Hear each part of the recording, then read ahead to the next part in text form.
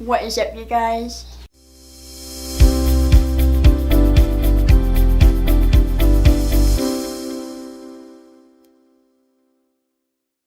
It is June, as we all know, and June is a very special month for the LGBTQ plus community because June is Pride Month. Pride Month is a month where everyone in the communities, including allies, they come together and they celebrate the love, difference, diversity, acceptance, and just the self-pride within them. To begin with, I'm going to be breaking down what LGBTQ plus stands for, which, by the way, the term LGBT or GLBT or LGBTQ, according to factortrigger.com, was adopted in the 1990s. LGBTQ plus, of course, obviously is not the full acronym. The full acronym, according to bbc.com, is LGBTQIP2SAA. I read a few things here and there about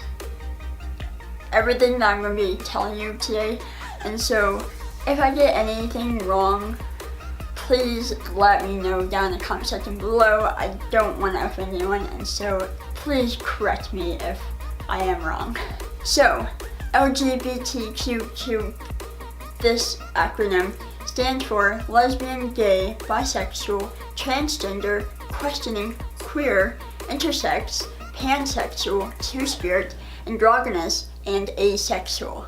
Though according to SloanWeekly.com, they have the acronym of LGBTIQCAPGNGFNBA, which stands for lesbian, gay, bisexual, trans, intersex, queer, curious, asexual, pansexual, gender non-conforming, gender fluid, non-binary, and androgynous. Oh man, that was a lot to say. I have not heard curious or androgynous before, but I will be getting into that later in the video, so we'll find out together. Of course, I can't explain everything in the LGBTQ plus community because, for lack of a better term, it's just one big onion. There's layers within layers within layers of everything, and so it's almost impossible to be able to explain everything all in one. And so what I'm gonna do is just go over the basics, which are just the terms, to understand what each term means. And maybe I'll do part 2, which goes a little more deeper. I don't know, we'll see. Fair warning, there are a lot of letters and big terms, and so I wish you all the best of luck to keep up. Here we go. To begin with, we have sex, gender, identity, and expression. Sex is, as we all know, is the biological difference between male and female. Gender is what we assign as, usually male or female. Identity and expression are pretty straightforward. Identity is defined as the characteristics determining who or what a person or thing is, and expression is how one expresses themselves. So, with that in mind, let's break down this acronym. L, lesbians. Lesbians are women who are attracted to other women. Pretty straightforward. Same thing with gay. Gay is a man who is attracted to another man. Though I think gay nowadays are used as general terms, so you can call someone who is a lesbian a gay, I think. We have bisexual, someone who is attracted to either genders. Transgender is a person whose gender identity differs from the sex they were assigned at birth. So if someone was born a boy but identifies himself as a girl, physically and mentally, then they would be considered as transgender, or vice versa. Intersex people, in quote according to Wiki, are individuals born with any of several variations in sex characteristics, including chromosomes, gonads, I think that's how you say it, probably not, sex hormones, or genitals that, according to the UN Office of the High Commissioner for Human Rights, do not fit the typical definitions for male or female bodies. Yeah. In other words, intersex individuals are people with intersex parts, if that makes sense. I don't know why I'm doing this motion, that's weird. Sorry. Queer is anyone who is homosexual.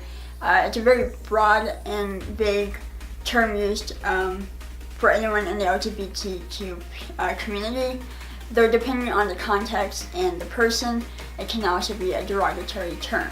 There is questioning, again, pretty straightforward. I keep saying straightforward, which is ironic because I'm talking about people who are definitely not straight.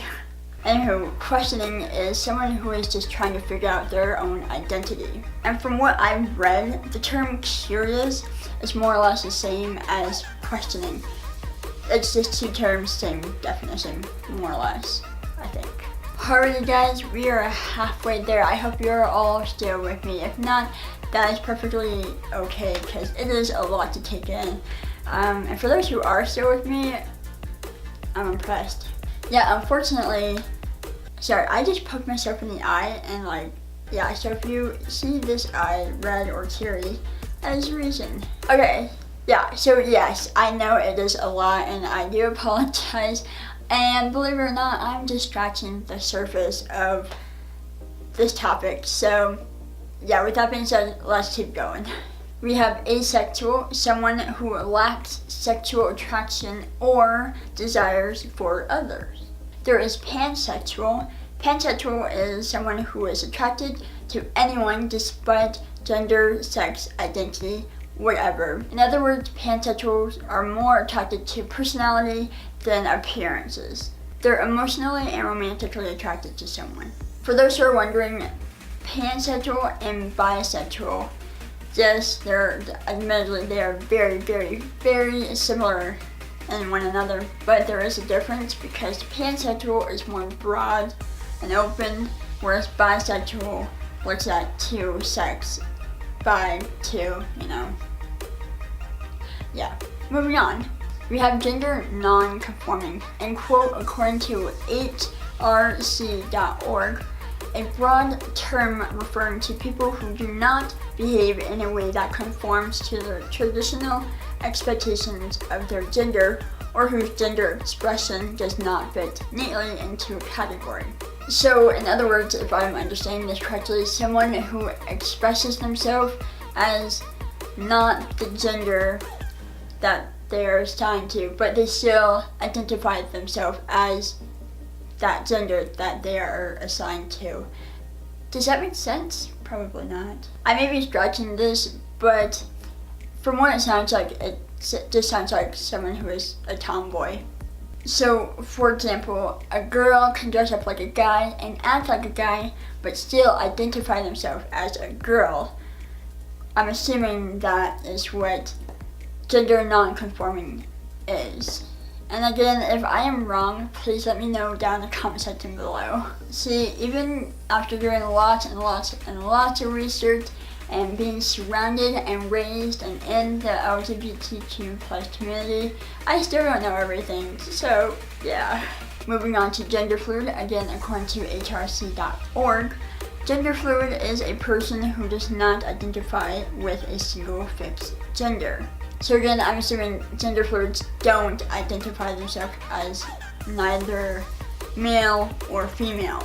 If it helps, they might identify themselves as they or them for their pronouns, or maybe even it. Non-binaries, I'm assuming, might be the same as gender fluids. I may be wrong. I apologize for that. HRC.org defines it as a person who does not identify exclusively as a man or woman.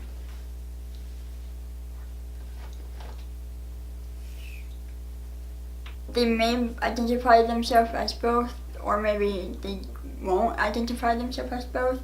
I guess it depends on the person. And finally, we have androgynous. From what I'm getting, it's like someone who is non-conforming, I think. Someone who identities and or presenting as neither distinguishably masculine nor feminine. That's the definition of androgynous. Much like pan versus bi, a lot of the terms are going to be very, very, very similar to one another, but there is going to be a difference nevertheless. And it does depend on the individual and what they prefer, so keep a lookout on that. Okay, I think that's all the time that I have for today. I know I covered a lot today, though in the LGBTQ plus community, I'm barely scratching the surface as I mentioned before. Today was just an introduction to the LGBTQ plus community, I guess. I don't know. I hope you all learned something today. If not, I completely get that. I hope you all have a wonderful, wonderful day, and until then, I hope to see you all in the friend papers. Guys, thank you all so much for watching. Once again, if you're interested in any of these videos, you can click down there. If you're new and would like to subscribe to my channel, you can click over here. Please leave any likes, comments, questions, concerns down below. And until then, I hope to see you all soon. Yeah. Peace out. I don't know what that was.